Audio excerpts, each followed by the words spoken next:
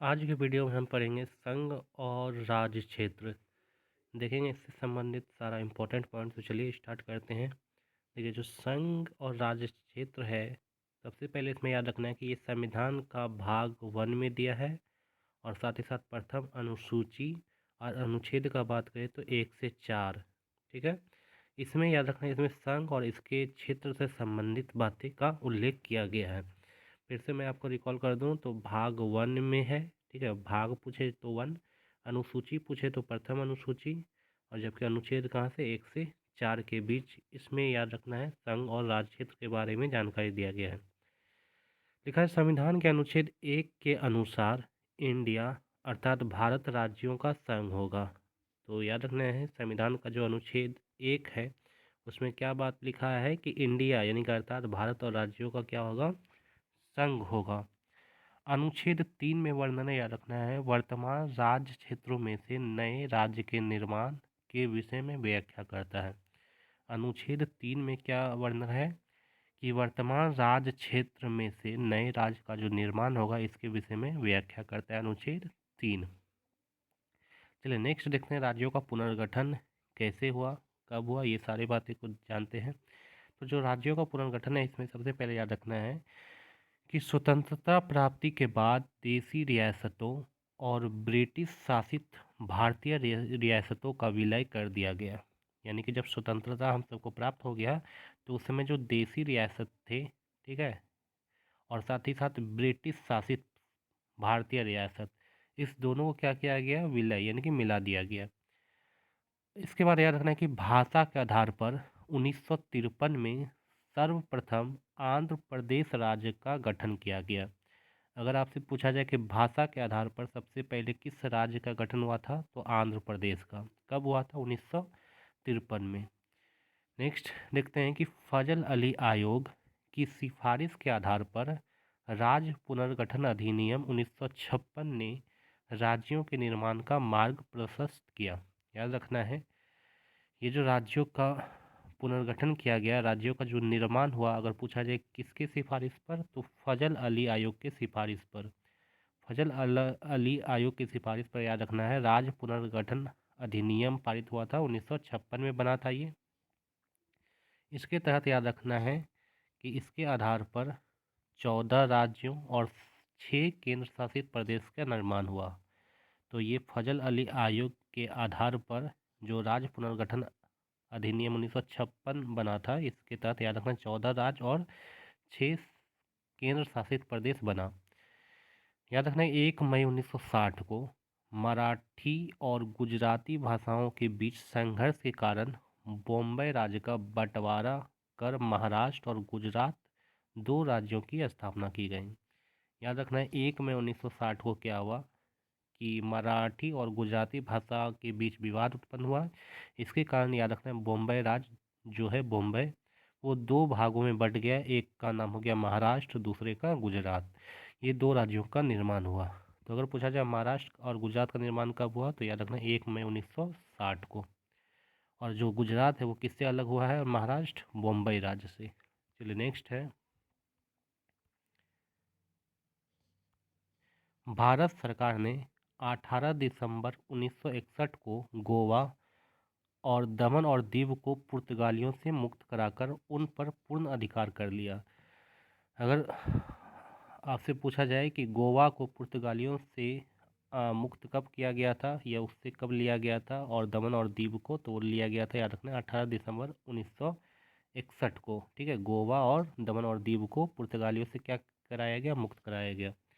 और याद रखना है 12वां संविधान संशोधन हुआ, उसके द्वारा गोवा दमन और दीव को प्रथम परिशिष्ट में शामिल करके भारत का अंग बना दिया गया। याद रखना 12वां संविधान संशोधन के तहत गोवा दमन और दीव जो है उसको भारत का अंग बनाया गया था। नेक्स्ट देखते हैं, नेक्स्ट है नागा आंदोलन के कारण असम को विभाजित करके, याद रखना 1 दिसंबर 1963 में नागालैंड को अलग राज्य बनाया गया। तो याद रखना नागा आंदोलन के कारण जो है असम राज्य का क्या हुआ था, विभाजन हुआ था। और इसके तहत 1 दिसंबर 1963 को कौन सा एक नया राज्य बना, नागालैंड। तो नागालैंड अगर आपसे पूछा जाए ये इसका गठन कब हुआ, ये कब राज्य बना, तो 1 दिसंबर 1963 1963 को एग्जाम में यहाँ से बहुत सारा क्वेश्चन पूछा गया है।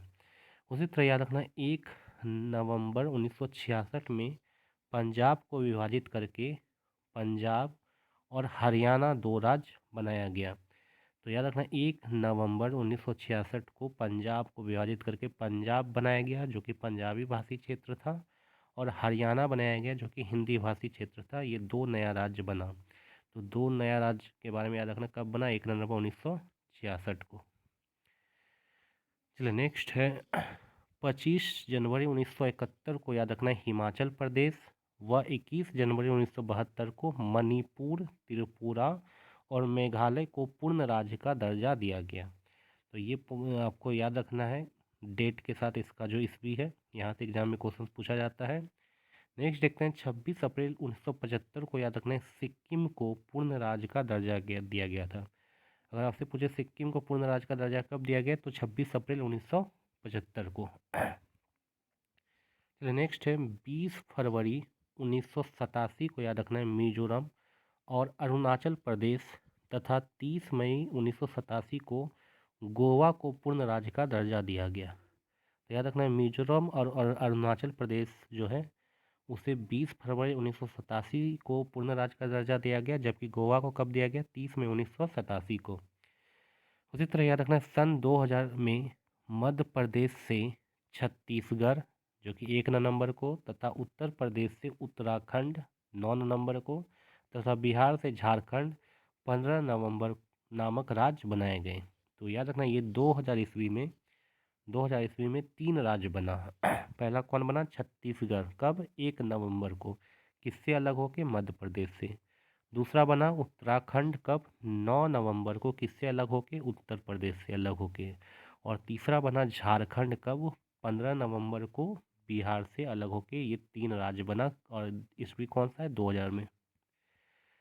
चलिए नेक्स्ट देखते हैं, याद रखना है 2 जून 2014 को याद रखना है भारत का 29वां राज्य तेलंगाना अस्तित्व में आया। उस समय जब तेलंगाना अस्तित्व में आया तो उस समय कौन सा कितने नंबर का राज्य बना, तो 29वां राज्य बना, जबकि वर्तमान में आपको याद रखना है 28 राज्य है, और ये 28वां राज्य कौन है, तो तेलंगाना। ये चीज़ आपको याद रखना है। तो तेलंगाना का निर्माण 2 जून 2014 को हुआ। ये याद रखना है कि यह आंध्र प्रदेश को विभाजित करके बनाया गया था। अगर आपसे पूछा जाए तेलंगाना किससे विभाजित हुआ है, तो आंध्र प्रदेश से विभाजित होकर 2 जून 2014 को बना है। इस संबंध में याद रखना है कि श्री कृष्ण आयोग का गठन किया गया था। किसके गठन पर ये तेलंगाना बना था, तो श्री कृष्ण आयोग के गठन पर बनाया गया था। चलिए नेक्स्ट देखते हैं जम्मू कश्मीर और लद्दाख से संबंधित बातें। तो देखिए जम्मू कश्मीर भारतीय संविधान के अनुच्छेद 370 के विशेष प्रावधान के तहत भारतीय संघ के अभिन्न अंग के रूप में 26 जनवरी 1957 से अस्तित्व में आया, जिसका अपना पृथक संविधान भी था। तो याद रखना है कि जो जम्मू कश्मीर है वो अनुच्छेद 370 के तहत, याद रखना है विशेष प्रावधान के तहत जो है भारत में शामिल किया गया था। कब, 26 जनवरी 1957 को। नेक्स्ट याद रखना है कि 9 अगस्त 2019 को जम्मू कश्मीर पुनर्गठन विधेयक 2019 को राष्ट्रपति की स्वीकृति मिलने के पश्चात जम्मू कश्मीर में लागू 370 के विशेष प्रावधानों को समाप्त कर दिया गया, और इसे बाद में 2 केंद्र शासित प्रदेश बनाए गए। ये पॉइंट आपको याद रखना है कि जम्मू कश्मीर में जो 370 लागू था, ठीक है, उसे कब समाप्त किया गया, तो 9 अगस्त 2019 को समाप्त किया गया। ठीक है, ये चीज़ आपको याद रखना है। और ये कौन सा विधेयक था, तो याद रखना है जम्मू कश्मीर पुनर्गठन विधेयक 2019 का ये था। और 9 अगस्त 2019 को 370 जो है ये वाला अनुच्छेद, इसे ख़त्म किया गया जम्मू कश्मीर से, और बाद में इसे 2 केंद्र शासित प्रदेश में बांटा गया। याद रखना है कि 31 अक्टूबर 2019 को, कब, 31 अक्टूबर 2019 को जम्मू कश्मीर पुनर्गठन अधिनियम 2019 के तहत, याद रखना है जम्मू कश्मीर क्रमशः जम्मू कश्मीर केंद्र शासित प्रदेश तथा लद्दाख केंद्र शासित प्रदेश के रूप में अस्तित्व में आया। तो याद रखना ये जम्मू कश्मीर जो है 2 भागों में बांटा गया। कब, 31 अक्टूबर 2019 को। इसमें एक भाग जो है वो खुद जम्मू कश्मीर था, और दूसरा इससे लद्दाख बनाया गया, और दोनों क्या कौन से प्रदेश हैं, केंद्र शासित प्रदेश हैं। नेक्स्ट याद रखना है, जम्मू कश्मीर केंद्र शासित प्रदेश में लोकसभा, राज्यसभा तथा विधानसभा तीनों शामिल हैं। तो याद रखना, जम्मू कश्मीर में तीनों चीज़ है, लोकसभा, राज्यसभा और विधानसभा। जबकि याद रखना है, लद्दाख केंद्र शासित प्रदेश में 2 जिले हैं, कौन कौन, कारगिल और लेह। ये 2 जिले वाला प्रदेश है। दोनों केंद्र शासित प्रदेश के लिए याद रखना है 2 उपराज्यपाल यानी कि लेफ्टिनेंट गवर्नर राष्ट्रपति द्वारा नियुक्त किए जाएंगे। इसके बाद नेक्स्ट वीडियो में हम सब पढ़ेंगे नागरिकता से संबंधित पॉइंट को देखेंगे और इससे कौन कौन से क्वेश्चन एग्जाम में पूछे जाते हैं उसको हम डिस्कस करेंगे। तो आज के लिए इतना ही। वीडियो कैसा लगा कमेंट बॉक्स में आप जरूर लिखें। अच्छा लगा तो वीडियो को लाइक करें और इसी तरह का वीडियो आगे देखने के लिए तो चैनल को जरूर से जरूर सब्सक्राइब कर लें। Thank you.